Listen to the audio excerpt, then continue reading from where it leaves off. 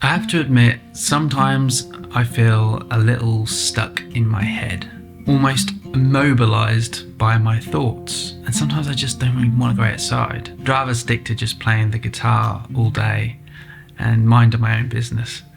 But that's not very good if you are a travel and street photographer and one that is an introvert. Making these types of videos is very tricky and hard for me because I'm having to talk about myself and my vulnerabilities. But I think in doing so, I can possibly help some of you out there, especially if this is something you want to get into more, be it a hobby or, as like me, your job. And if you want to learn more about making money online as a photographer, head over to my website now and we can set up a discovery call to learn more about you and what you want to achieve. So if you're new to this channel, for the first part of this year, I went traveling. I went round Asia, went to Thailand, Vietnam, Bali, Japan, all over. And in doing so, I had probably one of the best times of my life. But being an introvert and overthinking pretty much every situation, I had my struggles. So in this video, I want to go over what it is like being an introvert and also being a travel street photographer. And sometimes the mission just to get out the front door. So I'm going to give you 5 tips, 5 bits of advice that have helped me when I have struggled, to pick up the camera and go shooting. So the first bit of advice I'd like to give to you is start slow.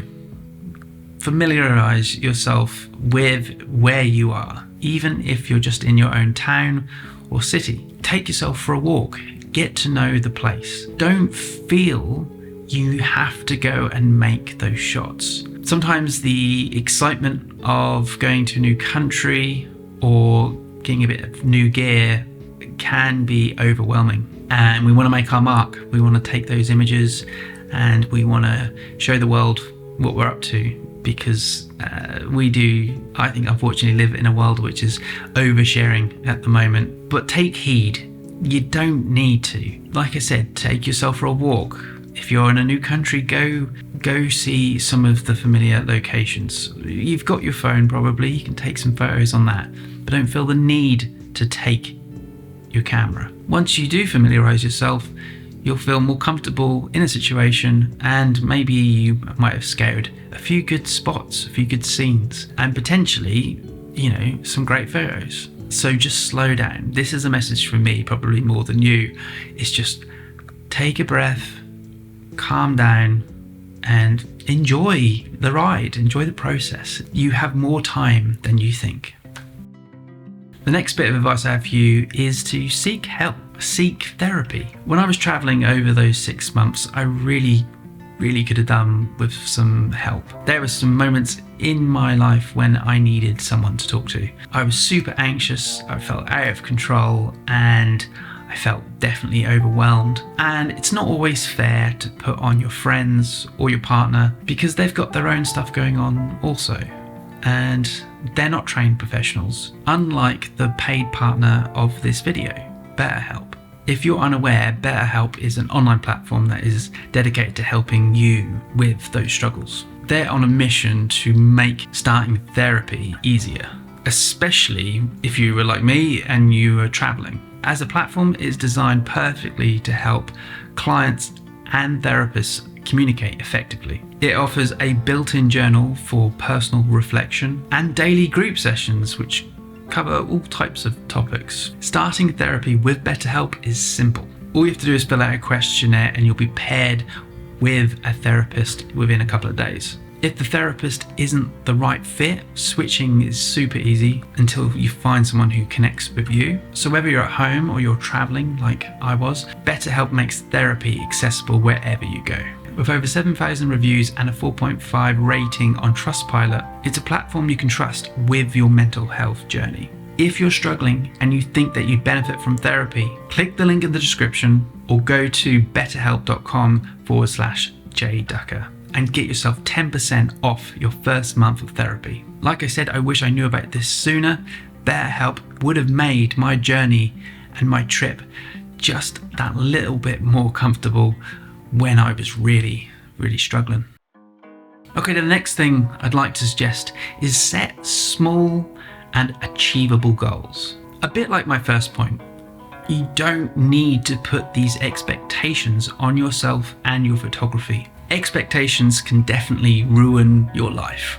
I have been a victim to my expectations throughout most of my life, and I really think that dropping your expectations is one of the best things that you can do.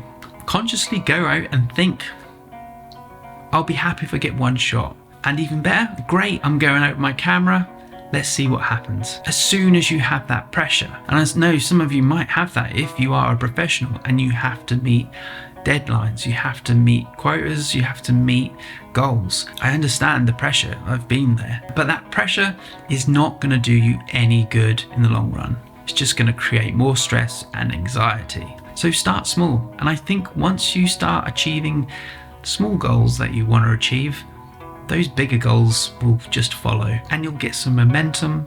You'll start feeling good about your shots. And then I hate to say photography is like a sport, but once you're playing, I think, that's where the flow state comes in and some of your best magic happens. My next bit of advice is use discrete gear. If you're shooting on the streets and you're in a different location and you're feeling uncomfortable, I wouldn't necessarily bid for the biggest camera and a telephoto zoom. I would offer something like the Ricoh GR3X. As you know on my channel, that's a favorite camera of mine, one I love to talk about a lot. It's such a powerful, discreet little thing, and I think for street photography, travel photography as well, it really produces some great images, as I'm going to throw up some here for you now. But maybe half your battle is that you've got something like the XH2S with the 50-140 on there. People are going to notice you. They're going to feel maybe a little uncomfortable, like you're a professional photographer. Maybe tone it down a bit. Maybe get something that is a bit more discreet. It will put you at ease and it will put your subject at ease too. That's why I always recommend the Ricoh GR3X or the GR3, because it breaks down some barriers that are formed from having huge, great gear. I also think don't have a big old backpack.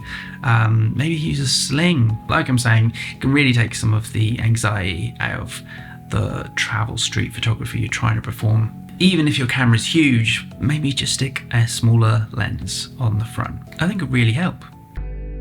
Okay, so my last bit of advice is just shoot during quiet times. So maybe get up a little earlier or stay up a little later. Maybe go to a quieter street market. Maybe go somewhere more rural. My point here is when there are less people, we feel less overwhelmed. You can still get some amazing shots at these times and at these places, if not better. I mean, here's a great example of a place I found in Chiang Mai, and I just waited. I waited there for about 5 minutes, and one subject after another came, and I found this light, and I really felt that there was a good picture that I could produce and take, and I got more, I think, as you can see, than one, and I'm really happy with that set of images. This is my preferred one of the lot. But shooting during quieter times, quieter hours, you actually take away the noise. As an introvert, I always feel like the noisier a place is, the more channels I'm tuned into. I went to a museum the other day and all I could hear was other people's conversations. It was very, very sensory, and I felt just a bit, again, overwhelmed. It was just too many people and I couldn't really enjoy myself.